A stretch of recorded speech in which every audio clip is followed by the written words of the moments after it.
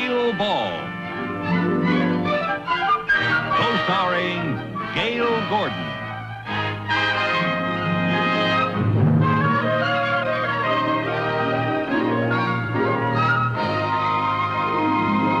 Brought to you by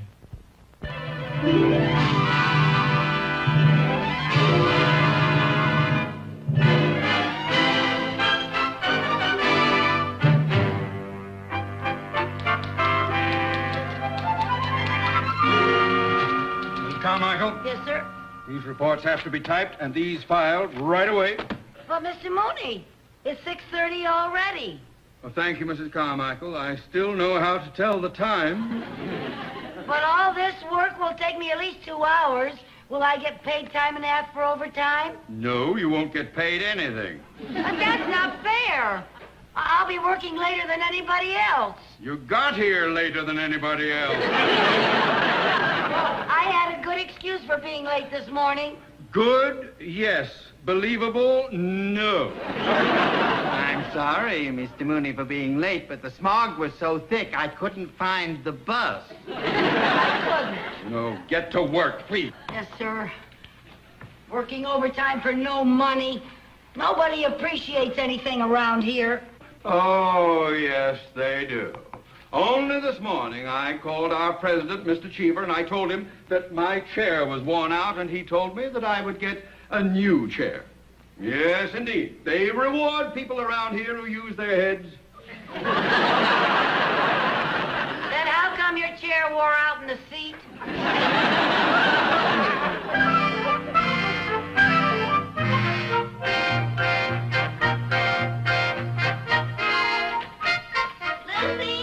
Oh, come on in, Mary Jane. Oh, Lucy, I've got the most wonderful news. You'll never guess what happened to me. You'll never guess in a million years. Well, what happened? Guess. Oh, come on now, Mary Jane. I'm no good at guessing games. I'll give you a little hint. What's the best thing that can happen to a working girl? You're getting married. No. No? You're engaged? No. You got a date? Now, I guess I better tell you. I got a raise. Oh, Mary Jane, that is wonderful. Is it much of a raise? Well, no, but at least now my take-home pay is worth taking home. Oh, that's wonderful. When do you think you're going to get a raise? Me get a raise? Ha! Mr. Mooney won't even pay me for working overtime, let alone give me a raise. When did he give you your last one? Well, let me see. It was on Flag Day. I don't remember the year, but our flag still had 48 stars. Oh, that's terrible. Yeah, well. How much money are you making now, Lucy? Oh, I'm ashamed to tell you. But every time I file my income tax, they send me a sympathy card. Have you ever hinted to Mr. Mooney that you wanted more money? Hinted? Look, I've done everything. I've skipped lunch telling him I couldn't afford to eat. I told him I have to walk to work because I can't even afford a bus. The only time I ever got a reaction out of him was once when I came in with big holes in my coat. Oh, and he gave you a raise? No, he gave me a needle and thread and told me to stop looking like a slob. Oh, darn it, I always forget that this plant is artificial. I just don't understand it, Mary Jane. Seems to me that everybody in that bank has gotten a raise except me. Well, I just think you're using the wrong approach. Well, what is the best way to get a raise? The best way to get a raise is to point out to Mr. Mooney what a good worker you are, that you're never absent, you're never late, and you never make mistakes. Well, what's the next best way? Have you ever tried to appeal to a good side? I've never been able to find it. Well, Lucy, honestly, you've been there long enough. You're entitled to a raise. You're telling me. Well, you should just ask for it. I have. Be firm about it. Go in there in the morning and beard the lion in his den. Okay, but it would be easier getting a raise from a real lion.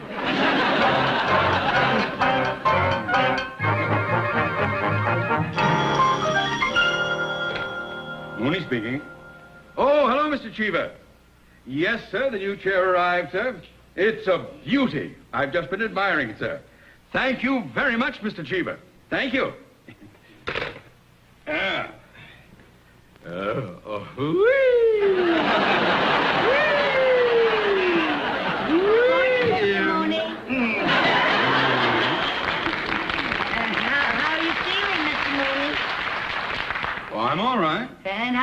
Mrs. Mooney feeling? She's all right. And how was your... No, you cannot have a raise. How did you know I was going to ask for a raise? Mrs. Carmichael, when you come in here on time and inquire about my health and my wife's health, you obviously aren't aiming for a cut in your salary. Now, please get to work. Mr. Mooney, I've been working here a long time now, and it seems as though everybody in this bank has gotten a raise except me. True. Well, Mr. Mooney, I realize I haven't been a very efficient secretary. True. And I am almost always late. True. And I do take a little too long on my coffee breaks. True. And I'm not a very good typist. True. But, Mr. Mooney, you're not going to give me a raise, are you? True.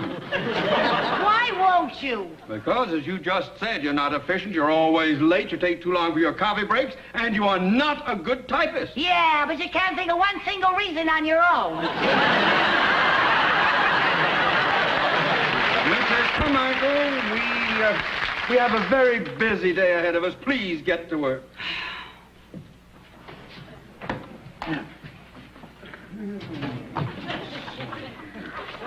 Mr. Mooney, What now? I think you are taking a very unappreciative attitude after all I've done for this bank. Just what have you done for this bank? Well, in what condition was this bank before I came to work for it? It was the third largest financial institution in the city with assets of $300 million and 31 branches. And what condition is it in now? It is the third largest financial institution in the city with assets of $300 million and 31 branches. You see, I haven't heard it one bit.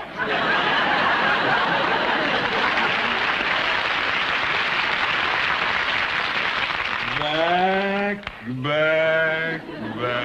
I still think you ought to give me a raise. Nobody gives a raise. You have to earn it.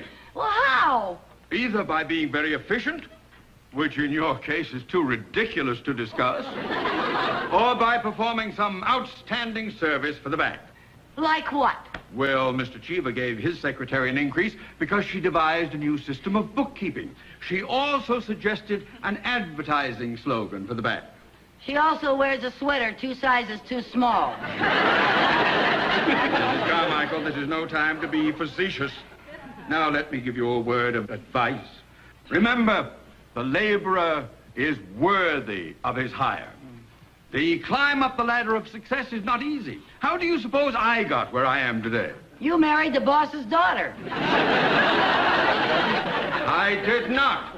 She was his niece. I work very hard to maintain my position here. I work extra hours.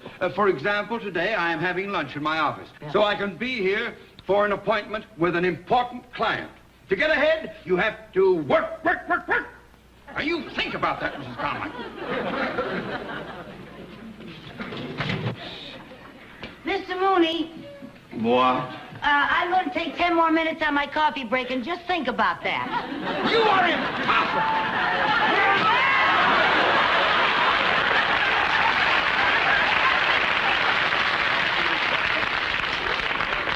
You got your new chair, huh?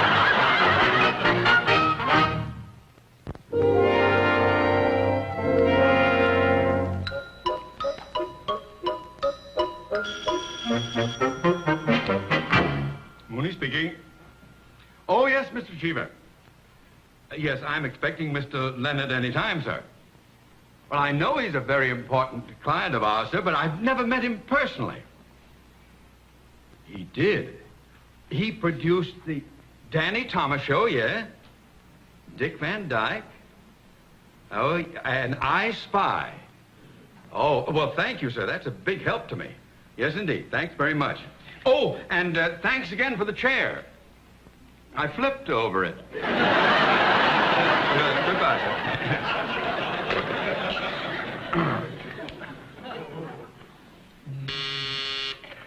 Yes? Mr. Sheldon Leonard is here to see you, sir. I'm expecting him. Send him in, please.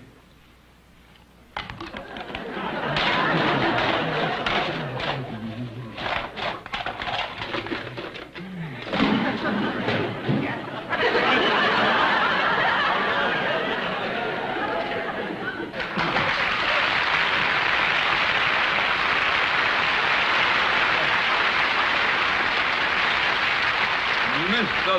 Leonard. Why, it's so nice to see you, sir. Thank you. Have I interrupted your lunch? No. I had lunch hours ago, sir. Mr. Leonard, won't you sit down, sir? There you are. Thank Make you. yourself comfortable. You know, Mr. Leonard, although we've never met, I feel that I've known you for years. I used to go to all those gangster movies you were in. I'm quite a fan of yours. Yes, I made a lot of those gangster movies. In fact, I still get bumped off 3 times a night on the Late Late Show. Well, you were so believable as a gangster. Maybe I was too believable. Every time I stepped out of the house, the cops arrested me. Well, now, surely you explained to them who you were. Well, yes, I did, but from force of habit, I'd say it like this. I'd say, all right, get your hands off of me, copper, or you'll wind up in a cement kimona. Well, it must have been quite a loss to your public when you gave up acting to become a producer and director. What public? No. I was one of those actors that people would see on the street and they'd say, hey, look, there goes, what's his name? The face was familiar, but they couldn't remember the name. Well, you have to expect that of people. From my own kids? Yeah. Twice the little finks turned me in for the reward. Well, I must say it was a lucky day for television when you gave up acting and became a producer. Oh, I don't know about that. Oh, yes, it was. It was indeed. Why, anyone who owns a television set today knows the name Sheldon Leonard. Except my kids. They still refer to me as what's his name. Well, I won't forget your name. No, sir. I love those television shows of yours. There's that Danny Thomas show, the Dick Van Dyke, I Spy. That is the most wonderful show. The way you have worked that around so that the... Why, Mr. Leonard, you're blushing. Am I embarrassing you? Well, yes. Oh. But please continue. You forgot Andy Griffith's show and Gomer Pyle. Andy Griffith and Gomer Pyle, yes, and I understand that you're currently creating a new series. Well, yes, that's right. We're shooting the pilot now. You're shooting the pilot? That's an expression in television. It means that we're making a test, a sample film, you know. In fact, that's why I'm here to see you. Oh? Yes, we have a scene in which there's a bank holdup.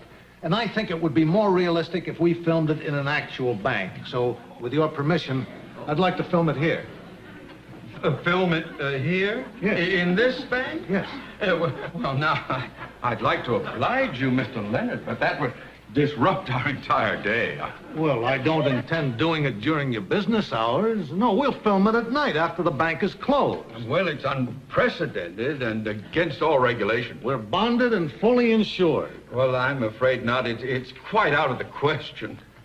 The screen credit will read Technical Advisor Theodore Mooney. That's Theodore J. Mooney, and when do we start? We want to film it tomorrow night, but I'd like to come in tonight and rehearse the scene with my principal actors, if you don't mind. By all means. And don't you worry about anything going wrong, Mr. Mooney. I'll watch your money as if it were my own. Well, with all the shows you do, most of it is. That's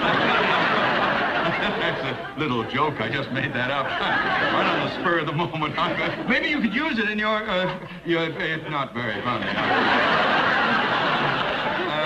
Is there anything else I can do for you, sir? Well, I would like to familiarize myself with the layout of the bank here. In the words of the trade, I'd like to case the joint. Oh, case the joint, by all means. Help yourself. Make yourself at home. Oh, I'd better give you a key, Mr. Leonard. Yes. Now, here's the key to the front door of the bank, so you can use that tonight. Ah, thank you.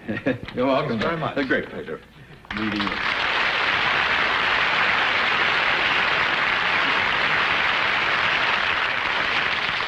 Technical Advisor, Theodore J. Mooney. Ah!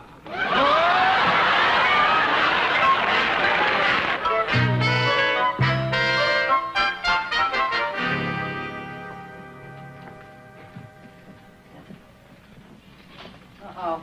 The bank's kind of busy. Give me your check, Mary Jane. I'll have it cashed for you so you won't have to wait in line. Okay, thanks.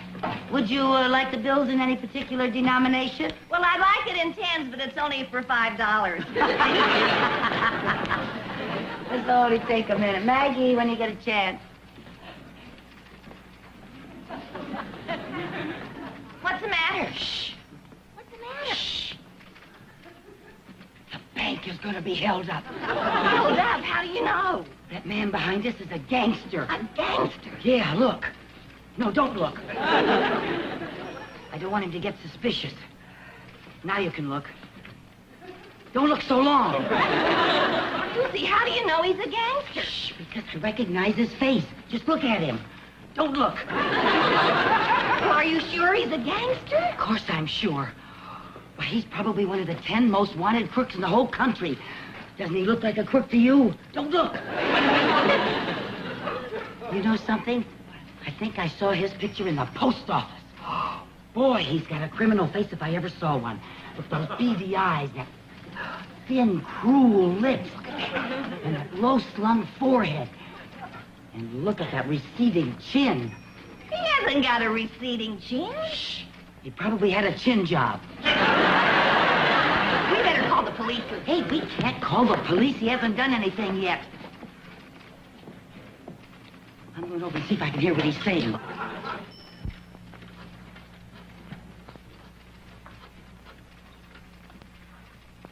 Hello, Frankie. It's all set for the bank tonight. Yep, it's a perfect setup. Have the boys here at 8 o'clock. No, we can't wait. We have to shoot the pilot.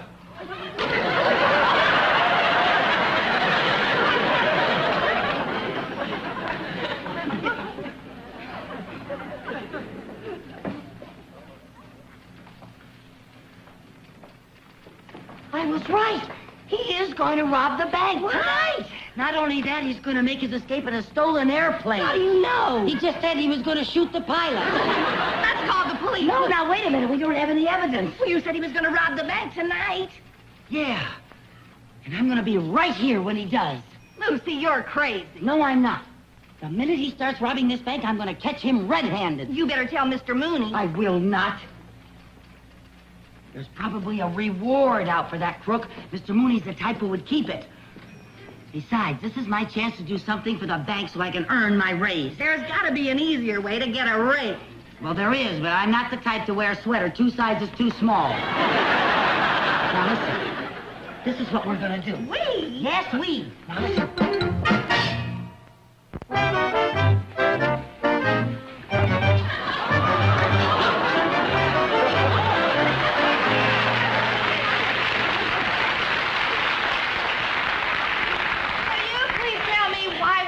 Dress up like trick-or-treat. I already told you, so they'll think we're scrub women and not kill us. Well, I hope not. I wouldn't want to get caught dead in this outfit. Never mind. Hey, Charlie, you wait in the car.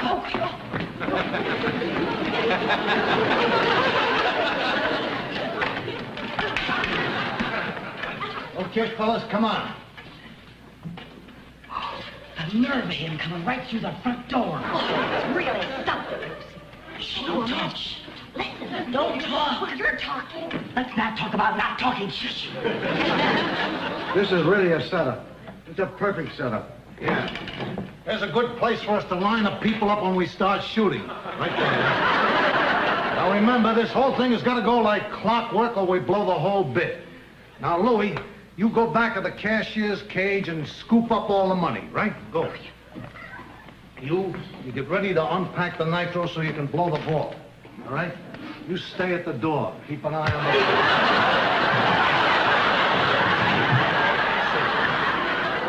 We can... Louie! Hey, Louie! Now, where did he get to? What's the matter, boss? Louie disappeared. Go get him, will you? You bet. Now, I want you to remember that you got to keep an eye on this door all the time.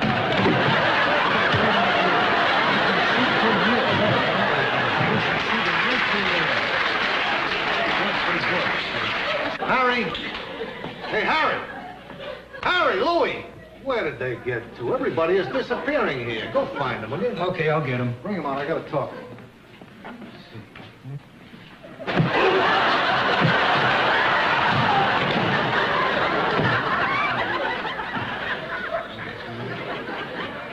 Hey, boys.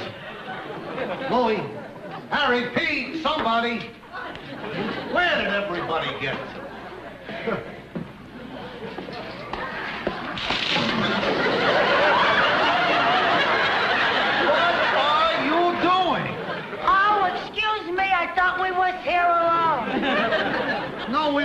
stand here alone. How? Did you see some men go back there? Men? Yeah. If there was men back there, do you think we'd be out here? I'd better go see for myself.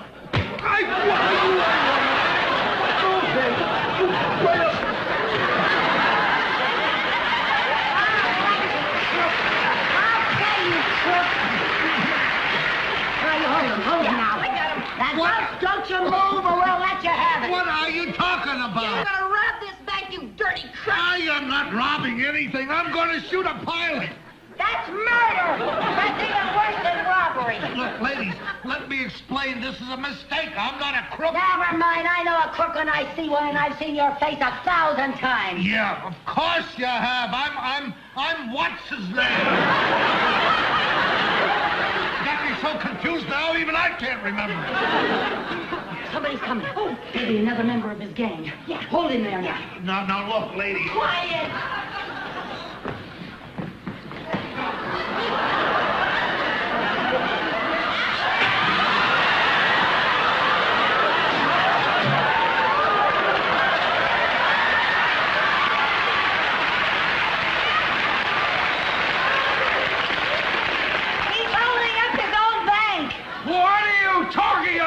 What's going on here? Mr. Mooney, he was robbing your bank! Oh, he's not doing anything of He's the a kind. big crook, boy. Get your hands We up. got him. Come on, get your hands off him. You don't know what you're talking about. Oh, I don't know what you're talking He's about. got a whole bunch of men here. Oh, He was robbing the bank.